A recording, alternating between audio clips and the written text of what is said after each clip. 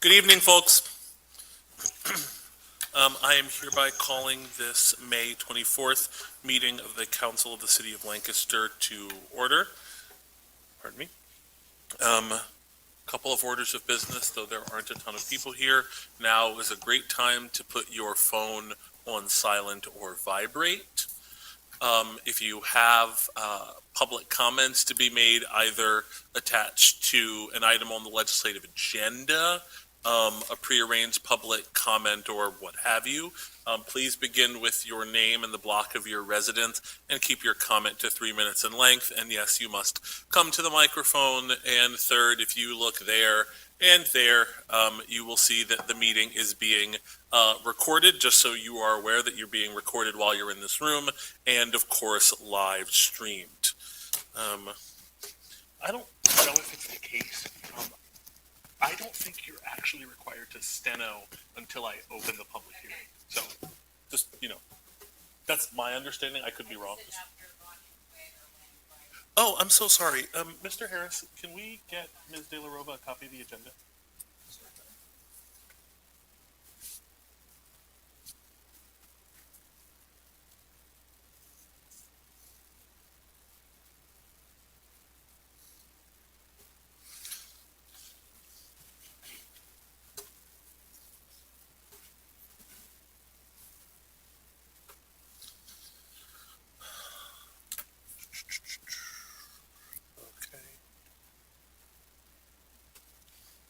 All right.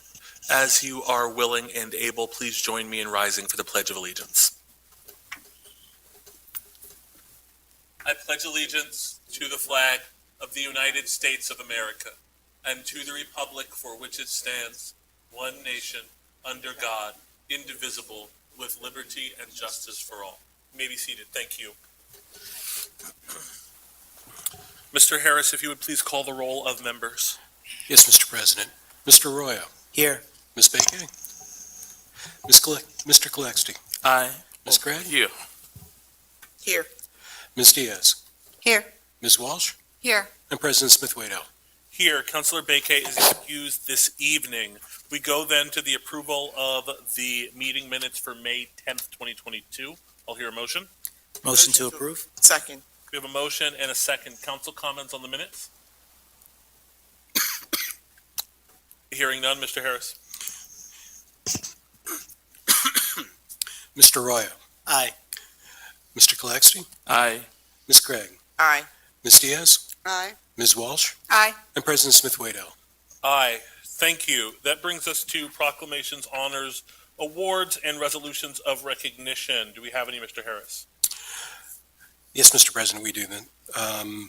We have Council Resolution number 47. If you would. A resolution of the Council of the City of Lancaster recognizing women's right to reproductive health care and condemning the pending U.S. Supreme Court decision overturning the landmark Roe v. Wade ruling. Thank you, Mr. Harris. I'll hear a motion. Motion to approve. Second. Okay, we have a motion and a second. The text of the resolution is pretty straightforward and seeks to make clear where the Council of the City of Lancaster stands on this rather important matter, and indeed where much of our community does, as we've seen over the past couple of weeks. Other council comments? From the public? Hearing none, Mr. Harris. Mr. Arroyo. Aye. Ms. Baker. I'm sorry. Mr. Kalexty. Aye. Ms. Gregg. Aye. Ms. Diaz. Aye. Ms. Walsh. Aye. And President Smith-Waddell. Aye, thank you. That brings us to our first public comment period, reserved for those persons who have contacted the city clerk prior to the meeting to request the opportunity to address council. Do we have any, Mr. Harris? Yes, Mr. President, we do. We have Susie Gomez.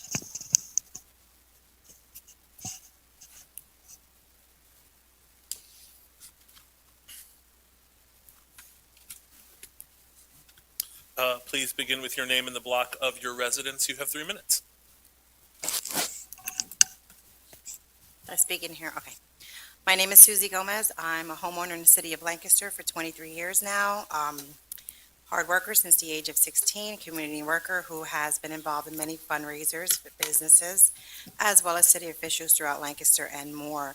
Tonight, I would like to express my opinions on a couple of topics, with the first one being our lovely Reservoir Park. I've been expressing my concerns for 4 years now that not only are we waiting for a new playground, as they keep telling us next year we'll have the funding for the project, and it's still the same. We have to endure now pedophiles in our parks that live in the very same block and drug users that we clean up after. The streets, the alleys, the roadways of Central Park, County Park, are being neglected. Have you ever drove down Duke Street straight towards the county park and noticed how high the grass is? The roadways, the embankments has not been cut. Have you seen how big the potholes are in back of Manor Street, 800 block, because there's no off-street parking? I am from the East Orange Street, 800 block of East Orange Street. I just wanted to express, I remember as a teenager in 92, and living on Duke Street, across the street from Roberto Clemente Park, and seeing our children, community as a whole, interact with baseball games, tournaments, festivities, and now we have to ask permission to use our park in our own community, let alone be charged a fee for some type of membership or waiting list. Rent is off the charts in the city of Lancaster, and an increase of 20, 30, 40% in less than a year's time. Programs no longer exist because funding is not available. I called the program director of the Boys and Girls Club today, Mary Reedy, only to find out that I can't leave a message because the mailbox is not initialized and cannot accept any messages. Lots of church leaders are not present in these meetings, who are the voice of the people in the city with needs, who are given the authority to speak out in representation for the people in their community. May I ask, do you meet with them regularly, monthly, yearly? And also, looking at your background, you served but never worked a full-time job. It takes hard work to really help a community, and being active on Facebook during council meetings is not getting the full picture. Our city needs proper funding to be dispersed according to the needs and not for profit. Thank you.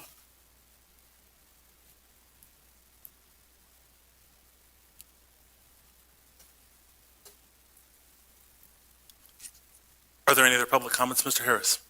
There are not, Mr. President. Okay.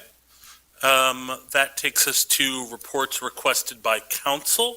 And it is here that I will open a public hearing on the matter of, an application for transfer of a liquor license to 40 East Grant Street. If anybody who will be presenting or testifying in said hearing would come to Ms. De La Rova, our stenographer, to be sworn in.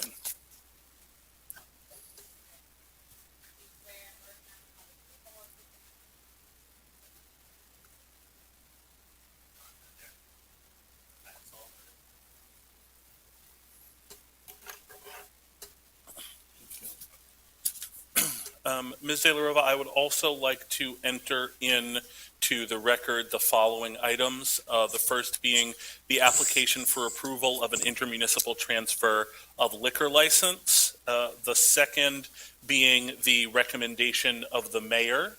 The third being the recommendation of the chief of police. And the fourth being an announcement that the public hearing was advertised in the Lancaster newspaper on May 10th and May 17th, which I hold here in my hands.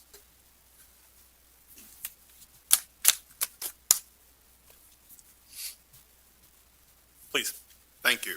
My name is John Madiak. I'm with the firm of Brubaker, Connaughton, Goss, Lucarelli. We're located at 480 New Holland Avenue in the city. I'm here tonight on behalf of Bar Cassius LLC. That's the applicant for this intermunicipal transfer, requested intermunicipal transfer. With me tonight is Kyle Sollenberger, who is a member of Bar Cassius, and specifically the license we're requesting to transfer is was operated in Earl Township under the name of Brady's by Arthur and Carolyn Groff. Again, as the application stated, we're seeking to transfer that license to a location in the city, 40 East Grant Street. That's right behind the courthouse on Grant Street. That is located in the CB1 district, and that use, the restaurant use, is permitted by right in that district. The owner of the location joined the application. I have Mr. Sollenberger here tonight to talk about the proposed operations and answer any questions council may have about that. Otherwise, I do believe the application was complete. So with that, I'll ask Mr. Sollenberger to come up. Good evening, members of the council. My name is Kyle Sollenberger. I'm a resident here in the 300 block of East Orange Street. I'm also a business owner in the city with a number of different businesses: Prince Street Cafe, Passenger Coffee and Tea, Merrymaker Catering, among others. And so I'm glad to be here tonight to present. I have a written statement here that basically outlines the project and what we're hoping to do with this liquor license. In 1890, Charles Wagner announced plans to construct a new 3-story hotel and tavern at the intersection of East Grant Street and Lenox Lane, taking the place of what was the Court Avenue Hotel. Working with Lancaster's preeminent architect, Cassius Emlyn Urban, Charlie Wagner's Cafe opened in 1891 and was celebrated as, quote, the handsomest bar room in the city and finer than in many larger cities, unquote. It operated for 3 decades before closing with the advent of Prohibition. The property would sit idle then until the 1970s, when the Horse Group purchased the property and renovated it and turned it into offices. It is our hope that we can honor Mr. Wagner's original vision for this property and breathe new life into this unique and historic location that has been underutilized for years. It is a true hidden gem. Bar Cassius is a new restaurant concept built on the foundations of tea, spirits, and fine foods. Tea and alcohol have a long history steeped in rich tradition. Tea develops in a glass like a fine wine, flavors evolving with some notes softening and others becoming more pronounced. It can be served on its own, alongside a single malt whiskey, infused with your favorite gin, or enjoyed with friends as a vibrant punch, setting the stage for exceptional food pairings and leading each guest down a path of discovery towards something unexpected and new. Food at Bar Cassius will be presented in a tasting menu format with supplemental small plates and main dishes. Each selection will be intentional in its use of ingredients to pair with and enhance the aromas and flavors featured throughout the beverage menu. 4 distinct areas will be developed within Bar Cassius, with total seating for up to 75. The bar, the dining room, the parlor, and the tasting room. Each room will be available for both private reservation and public events. On the 3rd floor, a suite will be available for short-term overnight stays right in the heart of Lancaster, paying homage to the property's original use and providing a great experience for our guests.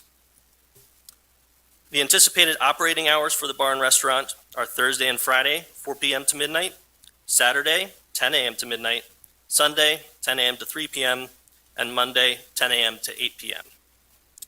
Bar Cassius will have between 10 to 12 full-time employees, with support and management provided by the Commons Company, a family of food, beverage, and hospitality ventures that includes Prince Street Cafe, Passenger Coffee and Tea, Merrymaker Catering, et al. The ownership of Bar Cassius consists of myself, Dr. Jonathan Shirey, and the property owners, 29 East King Street, LLC.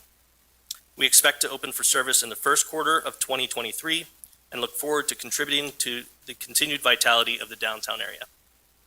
And that's all.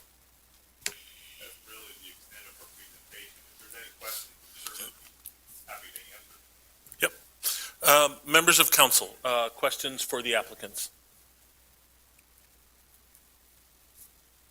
Council President, I just have one question, and I think you answered it, but I didn't hear. How many full-time and part-time employees? Between 10 to 12. 10 to 12 full-time? Full-time, yeah, Okay. between 10 to 12 full-time employees. Thank you. Thank you. I just have one question. And what are the reasons behind the transfer? Why you? There aren't many liquor licenses. I contacted all of the ones that were in safekeeping at the time that we came to this agreement, and made offers on a couple within the city, and we just couldn't come to an agreement. I contacted the owners of the Brady's license, and we were able to come to an agreement that made sense for all parties, and that's exactly why. As detailed in the application, at the time we filed the application, there were 5 licenses in safety. 2 were unavailable, they just weren't for sale. One was unavailable, 2 were under agreement, and 2 rejected the offers submitted by Mr. Dahl. Oh, okay, thank you. Yep. Thank you, Mr. President. If I may, Council President, Please, Just- Councilor Roy. for my knowledge, when we say safekeeping, what does that entail? Safekeeping is I'm sorry, I'll come to the microphone. That's it. Whenever a liquor license is not going to be operated for 2 weeks or more, the owner of that license is supposed to put it in safekeeping, which means it is technically inactive for the service of alcohol, and it puts the Liquor Control Board on notice that the license isn't being actively operated at that time. Thank you. You're welcome. Any other questions from members of council? And the public?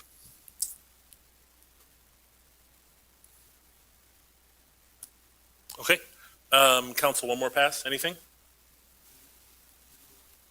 Okay, thank you, gentlemen.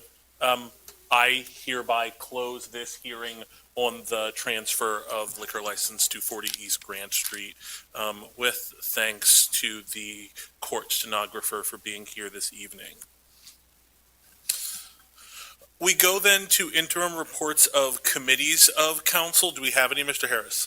We do not, Mr. President. Okay. We go then to our legislative agenda, beginning with the Heritage Conservation District. Mr. Harris. Yes, Mr. President. Considering the following applications and recommendations from the Historical Commission for improvements to properties within the Heritage Conservation District, we have one tonight. Robert and Renee Regal, owners of 126 North Ann Street, proposed construction of a second-story side porch facing East Marion Street, and that application was recommended for approval by the Historical Commission. I'll hear a motion. Motion to approve? Second. We have a motion and a second. Unless staff sees this as unusual or remarkable in some way, great. We'll go to council comments. From the public? Hearing none, Mr. Harris. Mr. Arroyo. Aye. Mr. Calexidy. Aye. Ms. Craig. Aye. Ms. Diaz. Aye. Ms. Walsh. Aye. And President Smith-Waddell. Aye, thank you. Which brings us to ordinances for final passage. Administration Bill number 10, 2022. Mr. Harris. An ordinance of the City Council of the City of Lancaster approving a memorandum of understanding between the Lancaster County Conservation District and the City of Lancaster, authorizing the appropriate officials of the City of Lancaster to enter into such memorandum of understanding, providing for the repeal of inconsistent ordinances, providing for the severability of the ordinance, and providing that the ordinance shall take effect in accordance with Pennsylvania law. I'll hear a motion. Motion to approve? Second. We have a motion and a second. Councilor Walsh. Yes, so this is an administrative action, and what it does is it allows the city public works to work directly with the conservation district. They have been doing so on an informal basis, and what this does is formalizes the agreement and helps them to improve communication across different sort of priorities, including environmental issues. Excellent. Are there any staff or council comments? Please.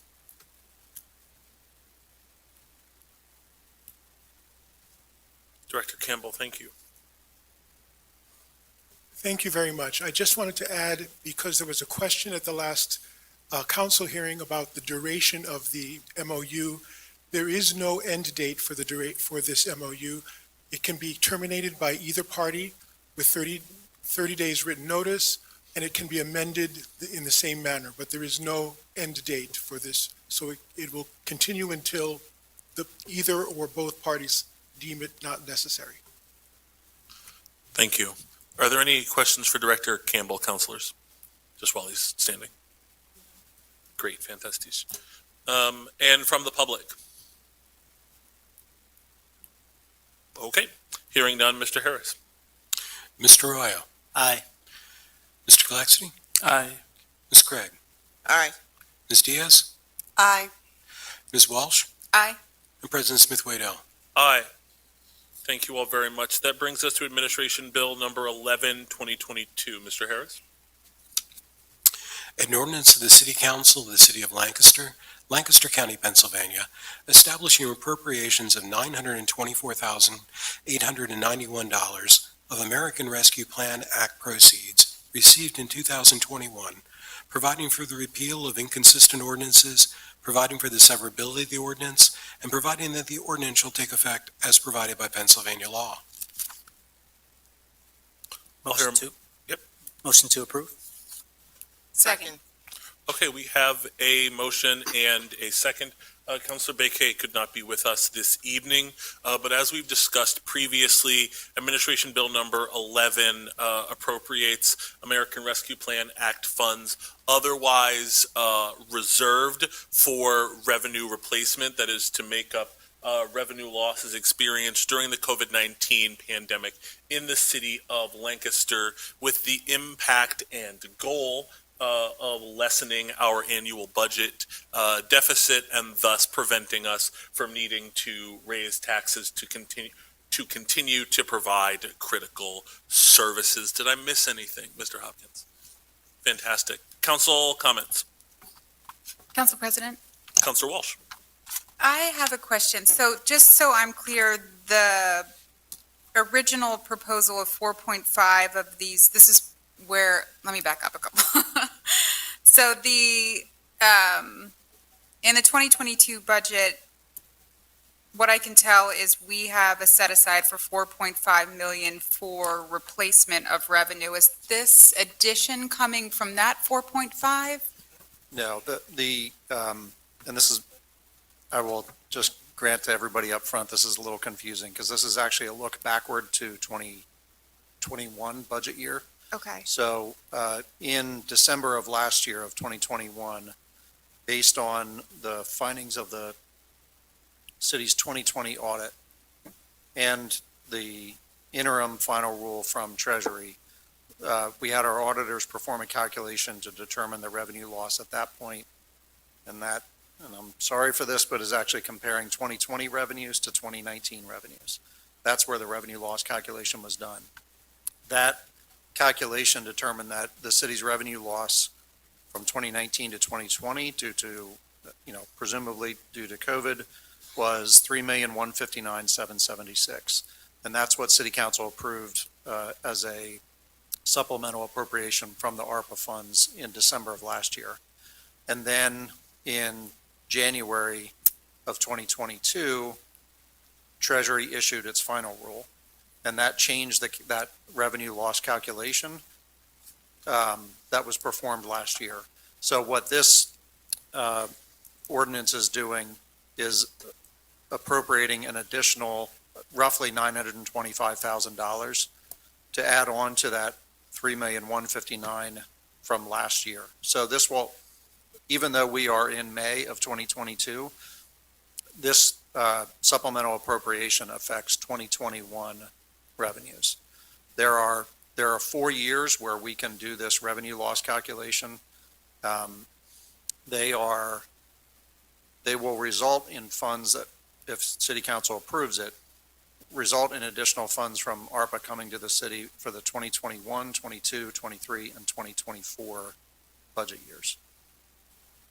It's challenging because we're doing a look back already to 2021, but the revenue loss calculation right now that we're talking about is comparing 2020 audited revenues to 2019 audited revenues.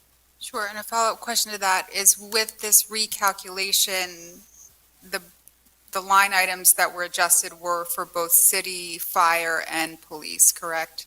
Right, so what we have to report to Treasury as the revenue loss, the funds from the revenue loss calculation are under a different set of guidance than, say, the affordable housing or any of the other issues that we've talked about with City Council for use of ARPA funds. Revenue loss calculation dollars can be used to provide general government services. That's the sort of catch-all. We have to, in our reporting to Treasury on a quarterly basis, we have to provide information as to how we are using the, in this case, the revenue loss calculation funds. Because it is presumed that police and fire services are part of general government operations, that's how we've been reporting to Treasury that we will use the revenue loss, the funds from the revenue loss calculation. And for the total amounts awarded to the city through ARPA, what percentage are set aside for revenue loss funds?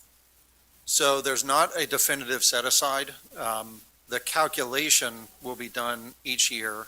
Now that we have I keep referring to it as the final rule. Yeah. But, fingers crossed that it's a final rule. But this same calculation with the revised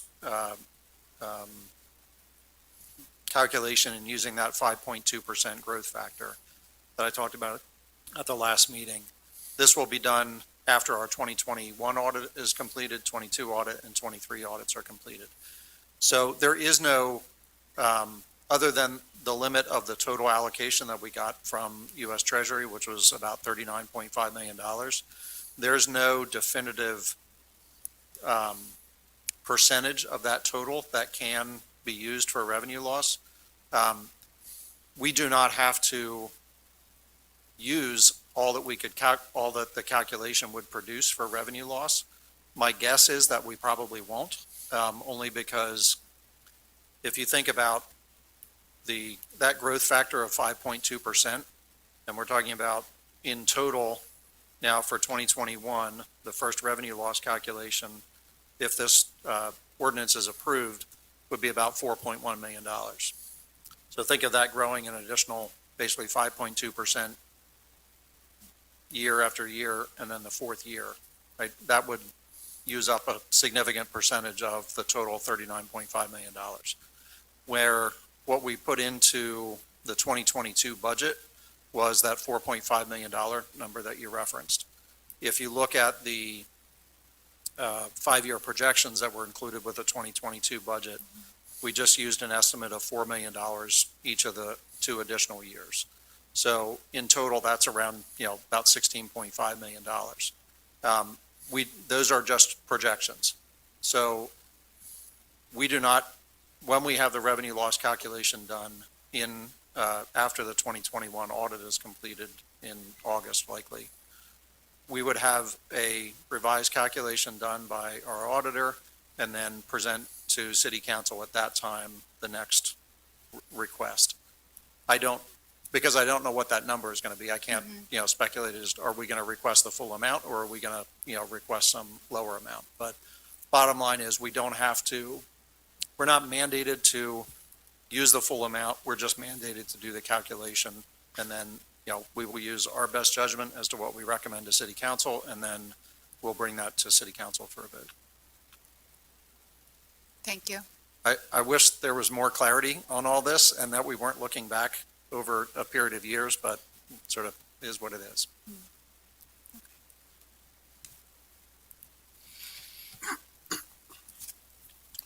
Questions from the public?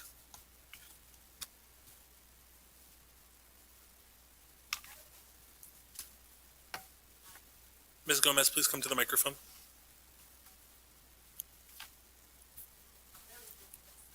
That's okay.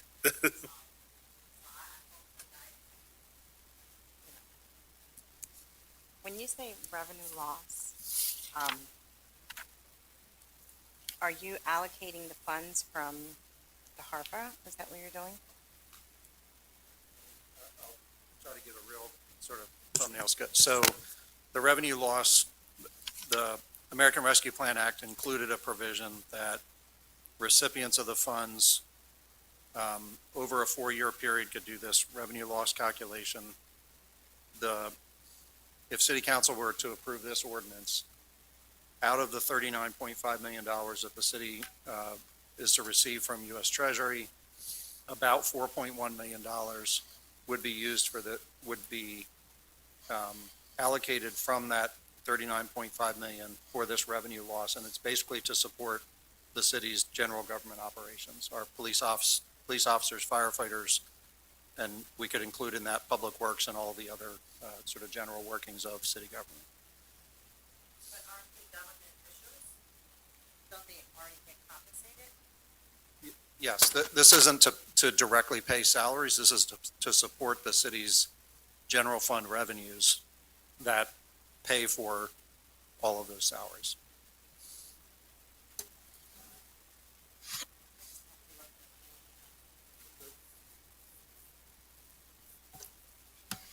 Other comments from the public?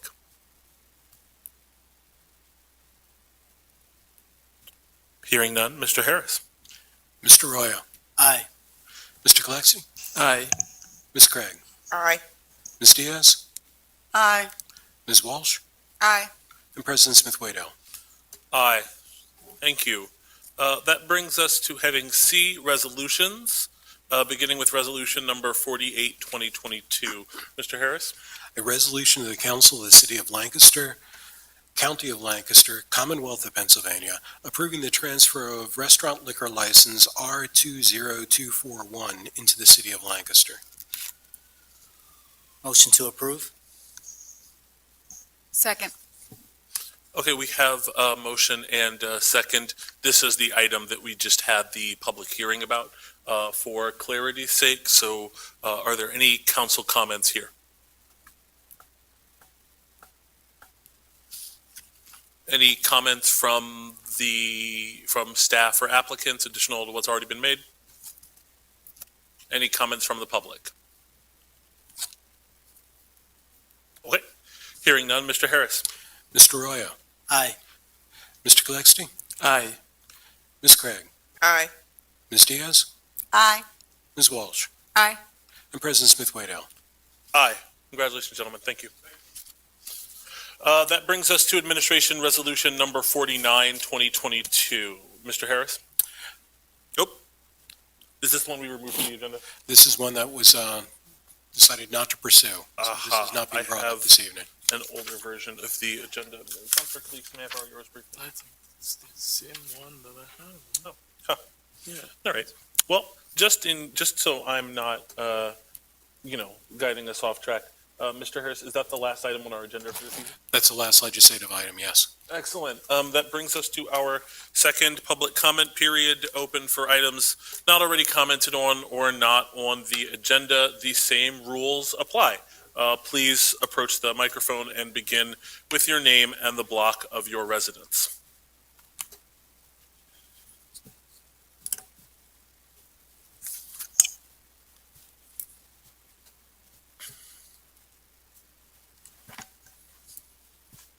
Good evening.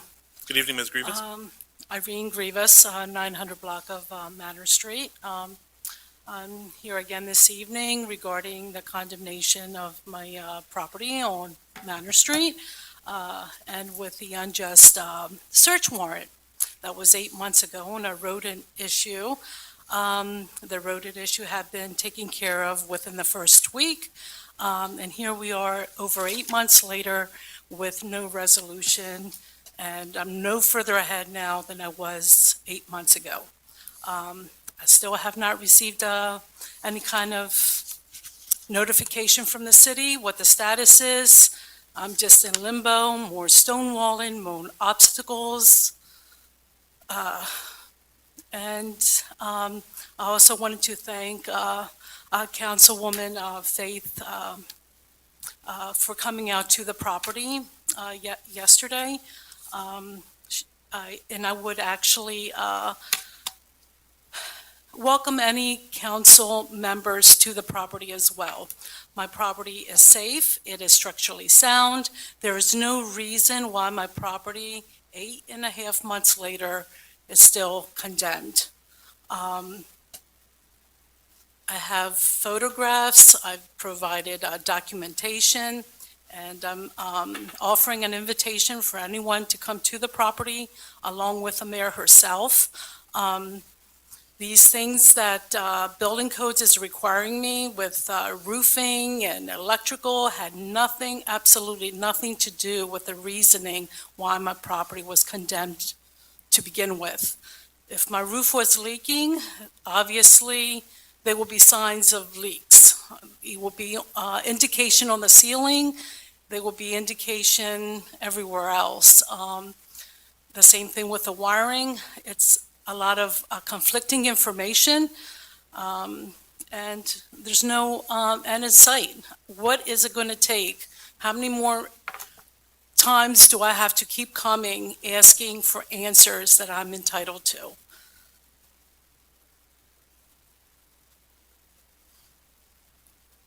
I think the only direction I would have for you, Ms. Grievous, not particularly different from last meeting, is that once litigation is terminated, as you indicated to us last time, a previous decision of the the Human Relations Commission, was currently in appeal, then I would direct you to either Ms. Geiser or Mr. Handwerger, but it is my understanding that while litigation is ongoing, staff are not going to comment outside of the existing avenues which have been established. I understand that you met with Mr. King and Lefevre in April, but that's the latest pardon me, sorry. That's the latest that I understand, and I don't know if the items addressed there have been remedied since then, but again, I can't provide you any info here that you do not already have from city staff or from the Pennsylvania Human Relations Commission. With the Pennsylvania Human Relations, what does it have anything to do if the issues that the city had complained about, the housing with building codes, was already addressed and abated? What does it have to do with litigation? Why is there litigation? It's the city that filed litigation for an issue that was already corrected, for an issue that actually the city themselves attributed to, because during the pandemic, they stopped the street cleaning, they stopped baiting the sewer lines. Is that the property owner's responsibility to bait the city's sewer lines? I mean, they get a pass for over a year not to do anything, and then they don't expect that there's going to be an issue with a rodent problem? But again, the rodent issue was addressed and taken care of 8 months ago. Here we are 8.5 months later. Does it take the Pennsylvania Human Relations to allow the city to lift the condemnation? Or does it take a legal action for the city to lift the condemnation for a problem that was already addressed? Ms. Grievous, I have no additional information to provide you with. Nothing has changed in terms of information that I have in the past 2 weeks.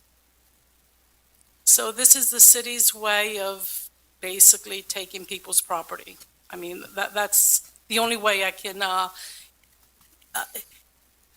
no resident should have to be going through legal litigation to get their property back, when the problem that the city complained about was already taken care of. You know, the notion that the city has a right to do this to its residents, it's beyond baffling, it's beyond outrageous. Thank you, Ms. Grievous. Thank you.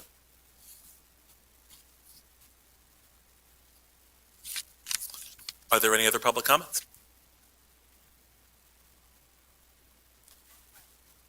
Ms. Gomez?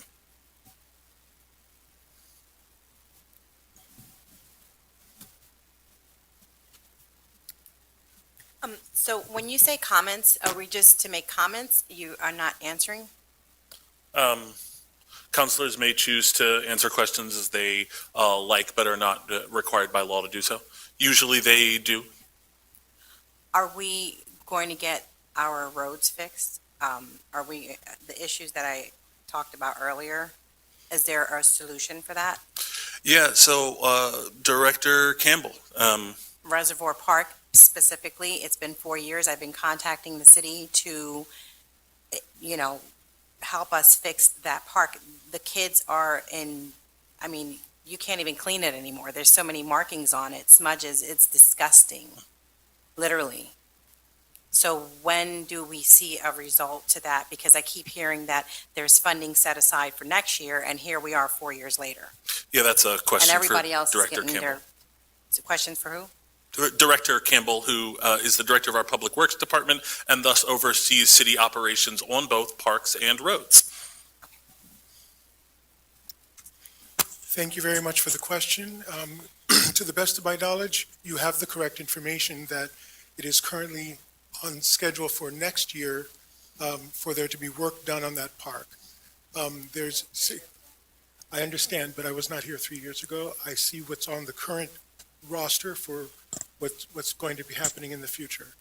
There's other work that needs to be done on that park, and we are making a number of adjustments in terms of maintenance and operations. There are equipment and pieces that are about to be removed from that park because they are not in good condition. Much of that will be taking place over the months of June and July. So there are work orders that are underway for Reservoir Park. In terms of street cleaning, there's a variety of efforts there. Most of these streets do have a regular street cleaning schedule, and to the extent that people have raised questions about whether streets have actually been cleaned, we have visual and recorded records of when those streets were actually swept. However, there are large instances where people do not move their cars, and the most that we, the most that we as city usually do is ticket the cars. We do not tow the cars for removal in order to keep the streets clean. Our hope is that by ticketing and repeated ticketing, people get the message that in order to get the streets clean, they've got to actually move their cars. There is increased messaging about a variety of other operations and maintenance issues, and we are trying to up our game in that regard. Regarding the streets, the mowing of the medians, et cetera, along South Duke Street, part of the challenge there is that we are right now in a season where grass grows very, very quickly. We have, to the best of my knowledge, had a mowing schedule that tries to stay ahead of it, but we do not, we're not mowing it every week. It's often every 3 or 4 weeks, which means that the grass does grow very, very high. I also ask that if you have any specific questions about particular maintenance or other areas, please reach out to our office, and I can get you a very specific and direct answer. Yes, here's my card. But you know, the parks have not been cleaned at all. I drive through there every day to get to the other side to the Stratford, and I take that road daily. I listen to some of no one's cleaned it. Please, because I do have records of when and how each of the parks actually is cleaned and attended to, Cut along the roads, like all of these fields. please, It's going into people's homes, it's going into the cars that we drive by, and all throughout Lancaster County, from Lampeter Road and on, they're constantly mowing their home maintenance done. And we're not. please get to me with some specifics, because most of the time when I get these kind of charges, I find that it has actually been done, but maybe not at the frequency that people are looking for. So please send me either by email or by calling me the specifics that you're looking for. Thank you both. Are there any other public comments? Okay, hearing none, we would go to the report of the mayor, but she's not here this evening, and let me know that she had no additional report for council this evening. Council comments.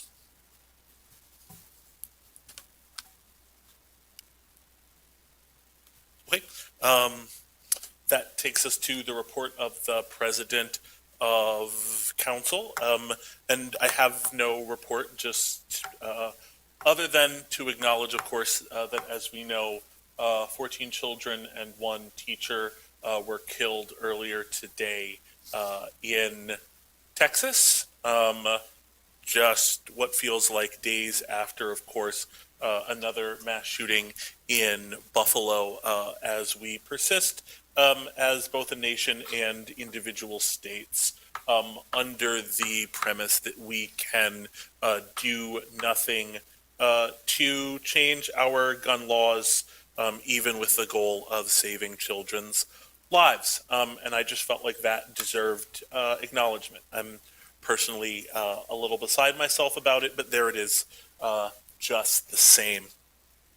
I do know that any measures this city has taken to common sense gun legislation, we have been both opposed and sued. So, for example, when we proposed that if you lose a gun in the city of Lancaster, you should do the community the courtesy of reporting it so that someone has some idea that this gun is in the wind. We were, of course, targeted with a lawsuit because apparently that's too much to ask. So it goes. With that, I'll hear a motion to adjourn. Motion to adjourn? Second. Second. We have a motion and a second. All in favor?